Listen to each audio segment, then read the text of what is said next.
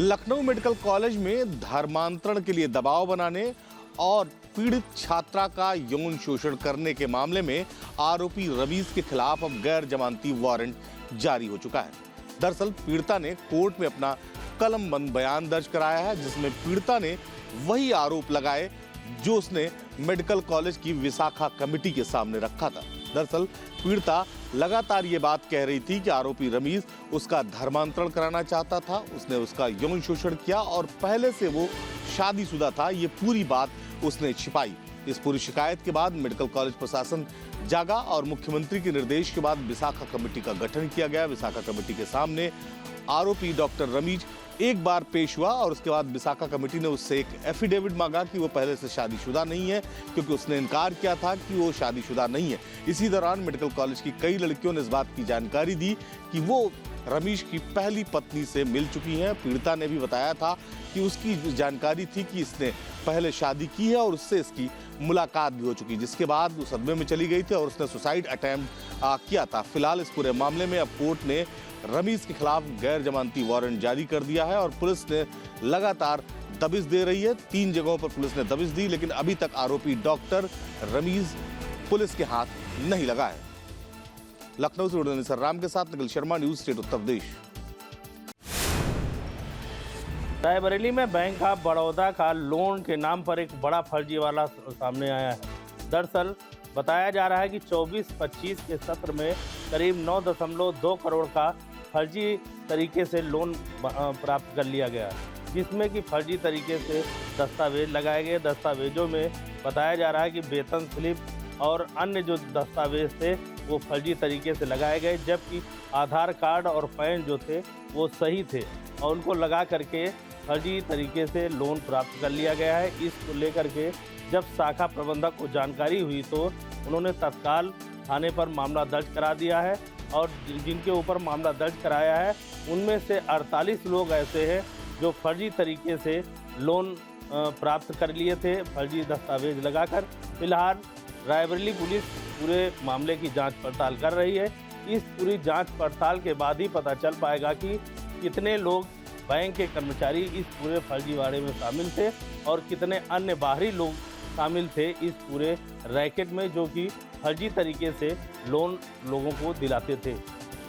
देखिए, bank of Baroda में एक बड़ा फ्रॉड हुआ है लोन के नाम पर, जिसमें फर्जी दस्तावेज लगाकर अपनी पहचान छुपाकर, ऐसा मुख्य शाखा प्रबंधक ने आरोप लगाया है। पुलिस को कंप्लेन दिया है कि कुछ लोगों ने अपनी पहचान छुपा के फर्जी तरीके से व्यक्तिगत लोन लिया है, जिसमें 48 लोगों के खिलाफ एफआईआर दर्ज हुआ है कोतवाली थाने में।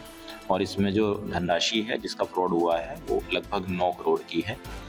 इसकी जांच कराई जा रही है। इसमें मुकदमा पंजीकृत हो गया, विवेचना की जा रही है। इसमें जो भी लोग इन्वॉल्व होंगे उनके विरुद्ध कार्रवाई की जाएगी। गंभीर सेक्शंस में इसमें जालसाजी में, जाली डॉक्यूमेंट्स का इस्तेमाल करने में, 420 चीटिंग में, तमाम धाराओं में मुकदमा इसमें पंजीकृत है। अमरेश पटेल, न्यूज। ओवरलोडिंग पर कमीशन खोरी के मामले में 3 ARTO को निलंबित कर दिया गया है, जो लखनऊ, रायबरेली और फतेहपुर में तैनात थे। दरअसल कुछ दिनों पहले STF ने इस पूरे मामले में 3 जगह FIR दर्ज की थी और इसमें यह आरोप लगा था ARTO पर कि वो पैसा लेकर ओवरलोड जो वाहन है उनको उनके गंतव्य तक भेजते हैं, उस पर चालान नहीं करते। दरअसल पिछले कुछ दिनों से लगातार इस बात की शिकायत मिल रही थी कि अवैध खनन के जरिए ओवरलोड वाहन फतेहपुर से लेकर लखनऊ तक पहुंचाए जा रहे थे और 3 जनपद के ARTO बाकायदा जो ट्रक मालिक थे उनके साथ डील करके उनके ओवरलोड वाहन को जाने की अनुमति देते थे। इसके साथ ही जो राजस्व था उसको भी नुकसान हो रहा था। लिहाजा इस पूरे मामले ने STF ने FIR पंजीकृत की और जब जांच शुरू की तो जो आरोपी ARTO थे वो हाई कोर्ट की शरण में गए। हालांकि हाई कोर्ट की तरफ से कोई राहत नहीं मिली। अब विभाग ने उन्हें निलंबित कर दिया और इस पूरे मामले में STF ने अपनी जांच तेज कर दी है। माना जा रहा है कि इस पूरे नेक्सस में बड़ा खुलासा होने की संभावना है। लखनऊ से निसर राम के साथ निखिल शर्मा, न्यूज स्टेट उत्तर प्रदेश। नए साल की शुरुआत में ही उत्तर प्रदेश के मुख्यमंत्री योगी आदित्यनाथ लगातार अधिकारियों के साथ बैठक कर रहे हैं। इसी कड़ी में आज राजस्व, वित्त और पंचायती राज विभाग के तमाम अधिकारियों के साथ एक बड़ी बैठक की गई। इस बैठक में तमाम दिशा निर्देश दिए गए। विभागों की समीक्षा बैठक भी हुई कि कैसे आखिर इन विभागों में लगातार विकास से संबंधित कामों को कैसे आगे बढ़ाया जा रहा है। साथ ही साथ इस साल आने वाले दिनों में क्या कुछ योजनाएं ऐसी हैं जिनको जल्द से जल्द जमीन पर उतारने का काम किया जा रहा है। वीडियो जर्नलिस्ट सैफुल हसन के साथ शुभम पांडे, न्यूज स्टेट, लखनऊ। लखनऊ के मोहनलालगंज में स्थित प्राथमिक विद्यालय नवाज खेड़ा में एक वीडियो वायरल हुआ था सोशल मीडिया पर, जिसमें एक कबाड़ी स्कूल से 2 कुंटल किताबें ले जाता हुआ नजर आया था। पास के ही कुछ लोगों ने उस वीडियो बनाकर सोशल मीडिया पर वायरल कर दिया। इसके बाद जांच हुई और जांच में बीएसए ने रविंद्र कुमार, वहां के जो प्राथमिक विद्यालय के अध्यापक हैं, उनको निलंबित कर दिया है और पूरे प्रकरण की जांच हो रही है। बीएसए लखनऊ ने माना है कि चूक हुई है और चूक के ही मामले में वहां के प्रधानाध्यापक को निलंबित कर दिया गया है। मामले की जांच चल रही है और जांच में अब देखने वाली बात होगी कि आखिर कौन कौन इसमें दोषी पाया जाएगा। लेकिन सवाल ये उठता है कि नगरीय और ग्रामीण इलाकों में 20% बच्चे प्राथमिक विद्यालय में पढ़ते हैं और उनको अभी तक पुस्तकें नहीं मिल पाई हैं पूरी। वहाँ के बजाय भेजने के बजाय विद्यालयों में वहाँ के अध्यापक ने कबाड़ी को ही किताबें बेच डाली। अब जांच चल रही है और जांच में क्या कार्रवाई होती है ये देखने वाली बात होगी। लखनऊ से न्यूज स्टेट के लिए अरुण चतुर्वेदी। हम इस समय मौजूद हैं एक ऐसे परिवार के घर के आगे जिसके 10 साल की मेहनतों के बाद एक लड़का पैदा हुआ है। ये है सुनील साहू का परिवार, जिसका 6 महीने का बच्चा इस दूषित पानी में बलि चढ़ गया। परिवार जो है वो इस स्थिति में यहाँ पे रहता है और यहाँ पे यह परिवार है पूरा। और सबसे बड़ी बात यह है कि माँ ने जो भी स्थिति बताई है वह बड़ी दयनीय स्थिति में बताया है। उनका स्पष्ट कहना है कि कई सालों पहले 10 साल बाद बच्चा पैदा हुआ था, दूषित पानी पीने लगा। उसके बाद क्योंकि 6 महीने का बच्चा था, माँ अपना उसको दूध पिलाती थी। कई बार बाहर का दूध लाके भी उसमें पानी मिला के पतला करके पिलाया जाता है, वो ही यहाँ पे पिलाया जा रहा था। लेकिन उसको लूज मोशन और उल्टी का शिकार हो गया वो। उसके बाद उसको अस्पताल लेके गए, जहाँ उसकी 2 दिन इलाज के बाद उसकी मौत हो गई। यहाँ के दूषित पानी से मेरे बच्चे की जान गई। 10 साल के बाद मुश्किल से बच्चा ठहरा था। ट्रीटमेंट कराने काफी मन्नतों के बाद मेरा बेड रेस्ट हो गया था, तो मैंने पढ़ाना बंद कर दिया था। अनधिकृत तौर से 8 से अधिक मौतें बताई जा रही हैं, 8 के लगभग। लेकिन महापौर बोलते हैं 7 मौत, कलेक्टर बोलते हैं 4 मौत। स्वास्थ्य विभाग अभी भी जांचें कर रहा है।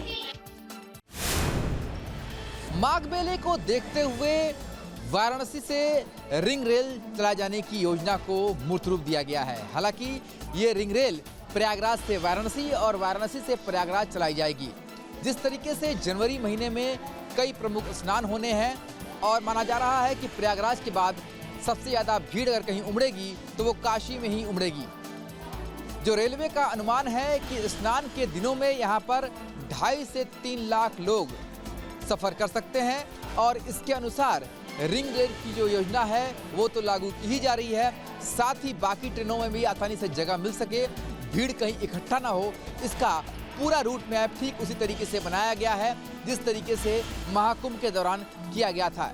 यानी कि महाकुंभ के प्रोटोकॉल को एक बार फिर से रेलवे माघ मेले के दौरान फॉलो करने जा रहा है। वीडियो जर्नलिस्ट शिवम मिश्रा के साथ सुशांत मुखर्जी, न्यूज स्टेट, वाराणसी। नया साल 2026 शुरू हो चुका है और कई नियम बदल चुके हैं। ऐसा ही एक बदलाव अब फास्टैग में भी होने जा रहा है। दरअसल अगर आप भी अपनी गाड़ी पर लगे फास्टैग की KYC को लेकर परेशान रहते हैं तो आपके लिए एक बड़ी राहत भरी खबर है। National highway authority of India NHAI ने फास्टैग नियमों में बड़ा बदलाव करने का फैसला किया है। 1 फरवरी 2026 से KYV can you your vehicle के प्रोसेस को खत्म किया जा रहा है। NHAI ने साफ किया है कि 1 फरवरी के बाद जारी होने वाले नए फास्टैग के लिए अब बड़े KYC प्रोसेस की जरूरत नहीं होगी। ये कदम आम जनता को टोल प्लाजा पर होने वाली मुश्किलों से बचाना और ईजी ऑफ ट्रेवलिंग को बढ़ावा देने के लिए उठाया जा रहा है। वीडियो जर्नलिस्ट अमित के साथ सोनू अरोड़ा, न्यूज स्टेट उत्तर प्रदेश। प्रदेश की नई कोस्ट डाटा बुक में प्रीपेड मीटर की कीमतें तय होने के बाद अब बिजली कंपनियों को उपभोक्ताओं के 102 करोड़ वापस देने होंगे। इस बात का जिक्र नियामक आयोग के द्वारा किया गया, जिसके बाद उपभोक्ता परिषद अब याचिका लगाने की कोशिश में है ताकि उपभोक्ताओं को उनका पैसा जल्द से जल्द मिल सके। दरअसल जिन उपभोक्ताओं को प्रीपेड मीटर के बदले बिजली कंपनियों को पैसे दिए गए थे, उन उपभोक्ताओं को अब प्रीपेड मीटर की कीमत तय होने के बाद जो पैसा है वो वापस किया जाएगा। और उस रकम की अगर बात की जाए तो 102 करोड़ रुपए अब जल्द उपभोक्ताओं के खाते में वापस भेजे जाने की कवायद तेज हो चुकी है। वीडियो जर्नलिस्ट प्रेम शंकर के साथ अमित चौधरी, न्यूज स्टेट उत्तर प्रदेश उत्तराखंड। अंकिता भंडारी हत्याकांड से जुड़े ताज़ा खुलासों के बाद भाजपा में भूचाल आया हुआ है। अभिनेत्री उर्मिला सनावर ने जो खुलासे किए हैं अपनी फेसबुक पोस्ट से या ऑडियो या वीडियो लोगों के सामने लाकर, जितनी भी ये स्थिति बनी हुई है, भाजपा के लिए काफ़ी खतरनाक साबित होने वाली है। पहले पूर्व मंत्री विजय बड़थवाल द्वारा CBI जाँच की मांग करते हुए एक पत्र लिखना, फिर उसके बाद जिला पंचायत की पूर्व सदस्य का पार्टी छोड़ देना, उसके बाद अब ऋषिकेश में जिला भाजयुमो के जिला मंत्री द्वारा पार्टी से इस्तीफा दे दिए जाने के बाद भाजपा के लिए सिचुएशन बहुत ऑकवर्ड हो गई है। और इसी के साथ साथ ही अन्य कई लोग भी लगातार लिख रहे हैं। बद्री केदार मंदिर समिति के पूर्व अध्यक्ष अजय अजेंद्र ने अपनी फेसबुक वॉल पर लिखा है कि इसकी पूरी जांच CBI से होनी चाहिए। तमाम ऐसे नेता हैं जो लगातार या तो आवाज़ उठा रहे हैं या इस्तीफा दे रहे हैं। इसके बाद भाजपा बहुत डिफेंसिव मोड में है और आज भाजपा की और सरकार की तरफ से अपना पक्ष रखने के लिए कैबिनेट मंत्री सुबोध उनियाल ने एक प्रेस कॉन्फ्रेंस बुलाई और उसमें ये बताने की कोशिश की कि हमने जितनी भी जांच पहले कराई गई थी SIT से, वो पूरी तरह से निष्पक्ष थी। तब लोगों ने VIP के होने का कोई सबूत नहीं दिया था।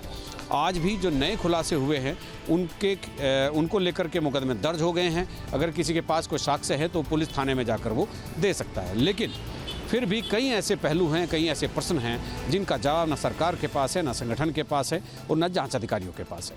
अपने सहयोगी कैमरामैन सोनी कुमार के साथ न्यूज स्टेट के लिए देहरादून से अजीत सिंह राठी। मेरठ की कचहरी में उस वक्त हंगामा हो गया जब एक खाली प्लॉट पर वकीलों ने रातों रात अपना चैम्बर बना डाला और ये चैम्बर जाली से बनाया हुआ था। सुबह जब यहाँ पर दूसरे वकील पहुंचे तो उन्होंने देखा कि जो खाली जगह थी वहां पर बाकायदा एक चैम्बर बना हुआ है। इसका जब विरोध किया गया तो कब्जा करने वाले या चैम्बर बनाने वाले वकीलों ने वहां पर हंगामा खड़ा कर दिया और वहां पर फंदानुमा रस्सी टांग दी। उनका कहना है कि अगर उनको यहाँ से हटाया गया तो वो आत्महत्या कर लेंगे।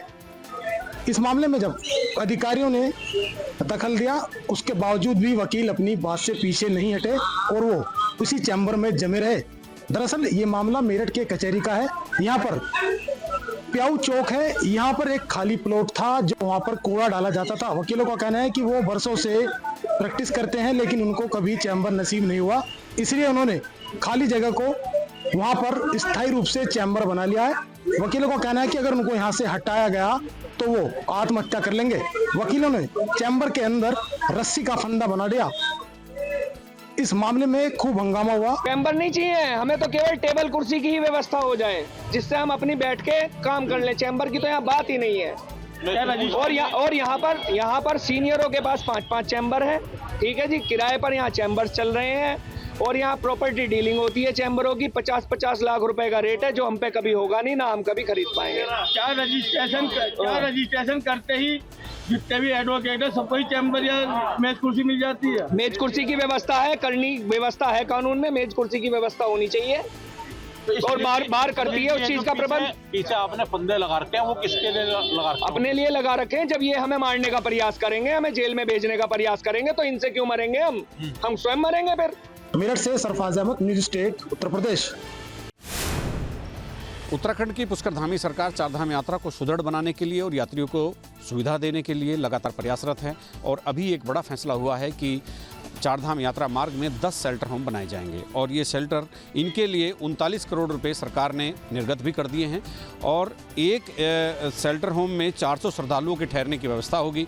अब चूंकि हर यात्रा मार्ग पर रुकने की, ठहरने की और कई बार जब ट्रैफिक जाम होता है तो कहीं भी रोक लेने की व्यवस्था करना प्रशासन के लिए टेढ़ी खीर होता है, लेकिन अब ये शेल्टर होम बनने के बाद कुछ राहत मिलेगी और फिर दूसरे चरण में और शेल्टर होम बनाए जाने की योजना है। अपने सहयोगी कैमरामैन सोनी कुमार के साथ न्यूज स्टेट के लिए देहरादून से अजीत सिंह राठी।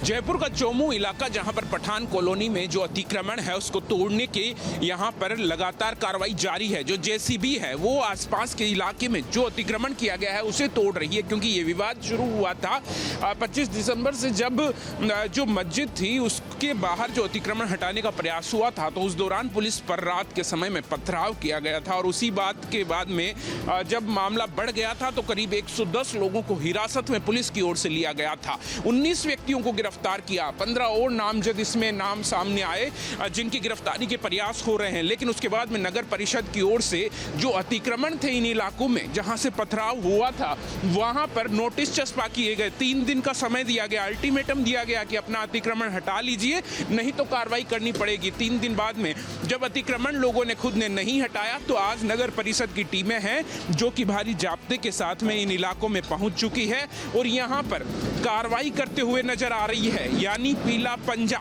यहाँ पर अतिक्रमण को तोड़ रहा है, जो कि सड़क पर आए हुए थे या जो भी अतिक्रमण अवैध रूप से बनाए गए थे उनको फिलहाल तोड़ा जा रहा है। ये पत्थर जो बाहर मकानों के तोड़े गए हैं लोग अब इनको खुद हटाते हुए नजर आ रहे हैं, अंदर घरों में रखते हुए नजर आ रहे हैं, क्योंकि यहाँ पर जेसीबी की मदद से जो भी अतिक्रमण तोड़ा गया है उसको यहाँ से तोड़ करके ले जाया जा रहा है ट्रैक्टर में भर के। किस तरह से जेसीबी यहाँ पर इलाके में अतिक्रमण को अभी भी तोड़ते हुए नजर आ रही है, ध्वस्त करते हुए नजर आ रही है। जो आसपास के इलाके में लोगों ने घरों के बाहर तक यहाँ पर सीढ़ियाँ बना ली थी, यहाँ पर दीवारें बना ली थी, उन दीवारों को यहाँ पर तोड़ने की कार्रवाई की जा रही है। या दूसरा इस तस्वीरों में दिखाएं कि पूरा मकान का एक हिस्सा जो कि यहाँ पर बाहर की तरफ बना लिया गया था वो तस्वीरों में दिखाएंगे। ये देखिए पूरा जो मकान था यहाँ पर इसको बाहर तक ले आए थे बनाकर के, दीवार बनाकर के पूरी 4 दीवारी में बंद कर दिया था, उसको भी यहाँ पर दीवार को तोड़ा गया है। वीडियो जर्नलिस्ट राजू चौधरी के साथ में शरद पुरोहित, चोमू, जयपुर। राजधानी लखनऊ में आज रेलवे लाइन के किनारे बसी अवैध रूप से बस्तियों पर बुलडोजर एक्शन हुआ है। मेरे पीछे जो आप तस्वीर देख रहे हैं कि ये दूर तक इसी यहाँ पर पास में बड़ी संख्या में अवैध झुग्गी झोपड़ियाँ थी, जिस पर आज प्रशासन का बुलडोजर चला, जिसके बाद आप स्थिति देख रहे हैं कि यहाँ पर क्या है। फिलहाल इन बस्तियों में बताया गया कि अवैध रूप से रोहिंग्या बांग्लादेशी नागरिकों के रहने की चर्चा थी। भारी पुलिस बल और इन सबकी मौजूदगी में फिलहाल यहाँ पर अभी आप देख सकते हैं कि जो अवैध रूप से बनाया गया था उसे फिलहाल अभी ध्वस्त कर दिया गया है। निराला नगर डालीगंज के इलाके में कार्रवाई हुई है। अवैध झुग्गी झोपड़ियों पर ये बुलडोजर चला है। कुछ लोग भी हमारे साथ मौजूद हैं, दादा से बात कर लेते हैं। क्या नाम है आपका? हमारा शुक्ला नाम। अब क्या है ये पूरा मामला, आज कितने बजे के आसपास? ये रेलवे का है मामला भैया। रेलवे की ज़मीन? हाँ रेलवे की ज़मीन है, मगर हम लोग तो नगर निगम में थे और है तो अवैध। तो बिल्कुल आप देख सकते हैं कि रोहिंग्या और बांग्लादेशी लोगों के यहाँ पर रहने की बात तो फिलहाल अभी सामने नहीं आ रही है। जो लोग यहाँ पर हैं जिनसे हमने बातचीत की, कुछ लोगों की दुकानें थी, कुछ लोगों के घर थे और उन सब का कहना है कि वो सीतापुर से रहने वाले हैं और ये सभी लोग जो कि हैं जिनकी दुकानें घर हैं उनका कहना लंबे समय से यहाँ पर रह रहे थे। हालांकि उनका ये भी है कि अवैध रूप से बना हुआ था, रह रहे थे। नगर निगम की उसमें क्षेत्र में आता है जहाँ पर एक कार्रवाई हुई है, लेकिन रेलवे के पास का इलाका है तो फिलहाल आज इस पर बुलडोजर एक्शन किया गया है। तमाम लोगों की दुकानें अस्त व्यस्त हो चुकी हैं। जिन लोगों को यहाँ से हटाया गया है लोग इस तरीके से अब फिलहाल रह रहे हैं, क्योंकि अभी कुछ ही देर पहले यहाँ पर बुलडोजर एक्शन भारी पुलिस बल की मौजूदगी में किया गया है। वीडियो जर्नलिस्ट सैफुल हसन के साथ Shubham Pandey, news state, Lucknow. Ahmedabad municipal corporation द्वारा 14वें इंटरनेशनल फ्लावर शो 2026 का उद्घाटन किया गया था। आप मेरे पीछे देख सकते हैं कि यहाँ पे जो कला की जो भारतीय संस्कृति है उसको की जो छवि है वो बताई गई है। साथ में भारत एक गाथा की थीम पर पूरा जो आयोजन है वो किया गया है। अलग अलग जो भारतीय जो नृत्य होते हैं, जो विशेषताएँ होती है, जिसकी थीम को ध्यान में रखते हुए यहाँ पे आप देख सकते हैं कि अलग अलग जो प्रतिकृति है वो बनाई गई है। साथ में जो हर एक जो राज्य है उसकी विशेषताएं ध्यान में रखते हुए पूरा जो ये फ्लावर शो है वो डेकोरेट किया गया है। यहाँ दूर दूर से लोग सैलानी आते हैं, यहाँ देखते हैं। अब देख सकते हैं कि अलग जो राज्य होता है, जैसे ये गुजरात है तो गुजरात का जो गरबा है वो फेमस होता है। साथ में ये जो साउथ का जो कच्चीपुड़ी है वो देखने को आप मिल सकता है। नटराजन की जो मूर्ति है वो आपको देखी जा सकती है। साथ में पंजाब का जो भंगड़ा है वो भी देखा जा सकता है। इस तरह के अलग अलग जो थीम है वो यहाँ बनाई गई है। साथ में ये जो फ्लावर शो है वो 1 जनवरी से शुरू होकर 22 जनवरी तक चलेगा, जिसको देखने पूरे गुजरात से जो लोग हैं वो यहाँ आते हैं।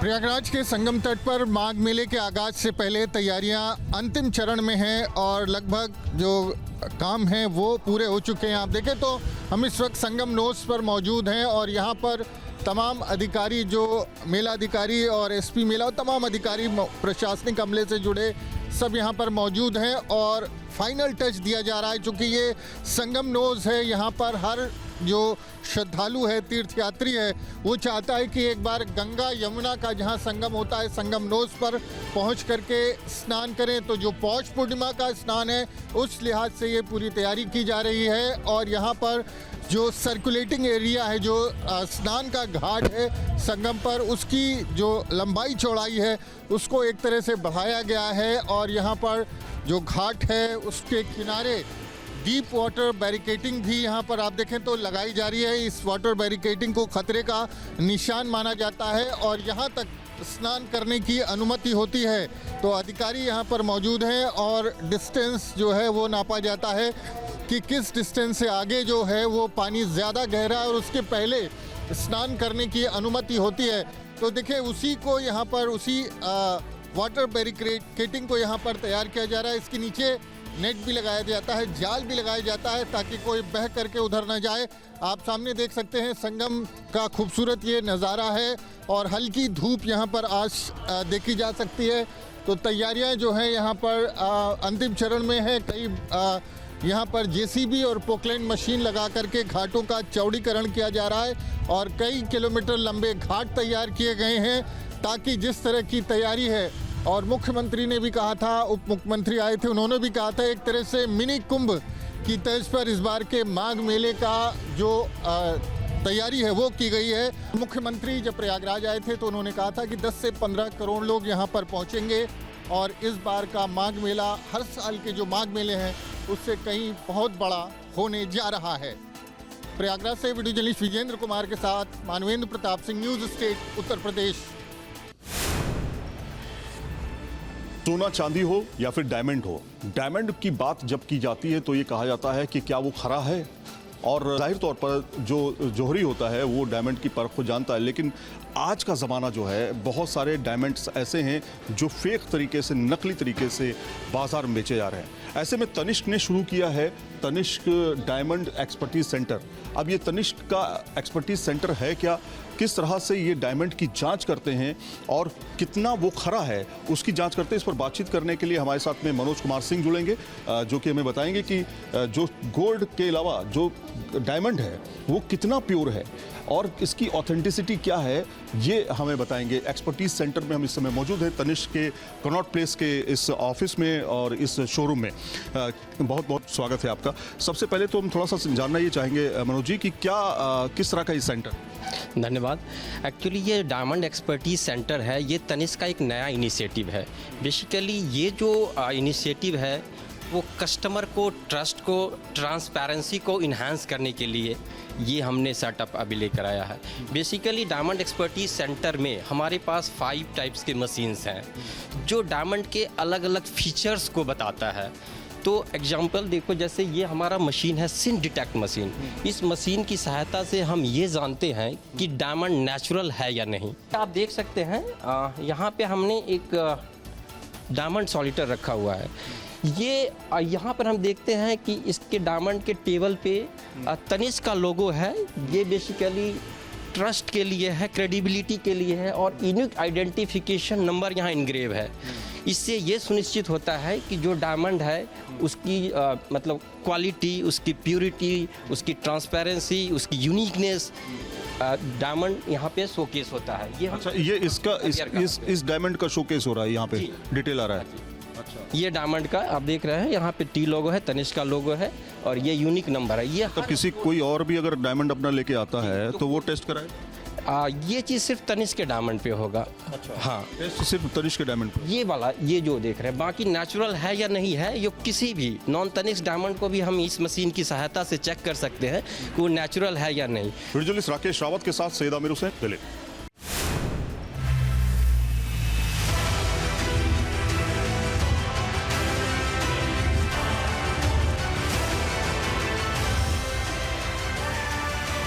आपके मोबाइल पर तुरंत आएगी ब्रेकिंग न्यूज। स्क्रीन पर सबसे पहले दिखेगी बड़ी खबर, देश दुनिया की हर खबर एक जगह। अब आपके मोबाइल पर तुरंत फटाफट इंस्टॉल कीजिए न्यूज नेशन ऐप और रखिए खुद को अपडेट।